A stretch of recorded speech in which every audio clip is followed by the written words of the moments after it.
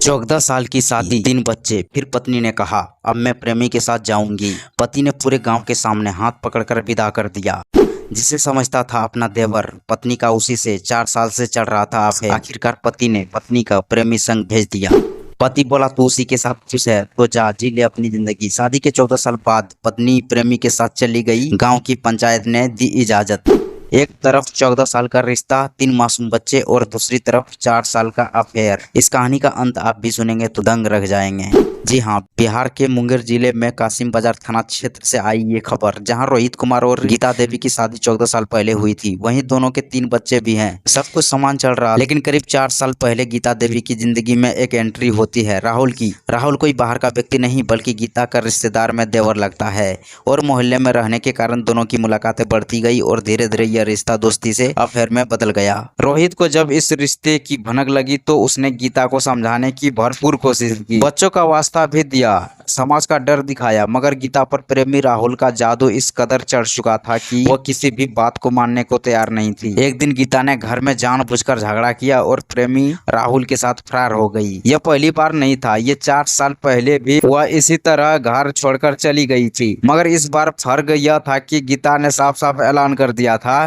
कि मैं अब राहुल के साथ ही रहूंगी। इस पूरी घटना ने पूरे गांव में सनसनी फैला दी। पंचायत बैठी, समाज के बड़े बुजुर्ग इकट्ठा हुए और रोहित के परिवार ने भी समझाने की कोशिश की, लेकिन गीता अपने फैसले पर अड़ी रही। फिर पति रोहित कुमार ने भी आखिरकार हार मान ही ली। उन्होंने कहा कि अगर मेरी पत्नी अब मुझसे प्यार नहीं करती और किसी और के साथ खुश रह सकती है तो मैं उसे रोकने वाला कौन होता हूँ। मैं चाहता हूँ कि वह खुश रहे, चाहे मेरे बिना ही क्यों नहीं। रोहित का यह बयान सुनकर वहाँ मौजूद हर व्यक्ति हैरान रह गया। उसने सोचा कि समाज में ऐसे लोगों में अक्सर विवाद, हिंसा और कोर्ट कचहरी की नौबत आती है, मगर रोहित ने शांति का रास्ता चुना। उसने पंचायत और समाज के बीच अपनी पत्नी को उसके प्रेमी के साथ विदा कर दिया। गीता देवी का कहना है कि रोहित को जब से उसके अफेयर के बारे में पता चला है वो उसे मानसिक रूप से प्रताड़ित करने लगा था। गीता का आरोप है कि रोहित उसे बार बार ब्लैकमेल करता था, ताने देता था और इसी तनाव में वो राहुल के पास चली गई। गीता कहती है, मैं कई बार रोहित को समझाने की कोशिश की, लेकिन अब हमारे रिश्ते में कुछ नहीं बचा,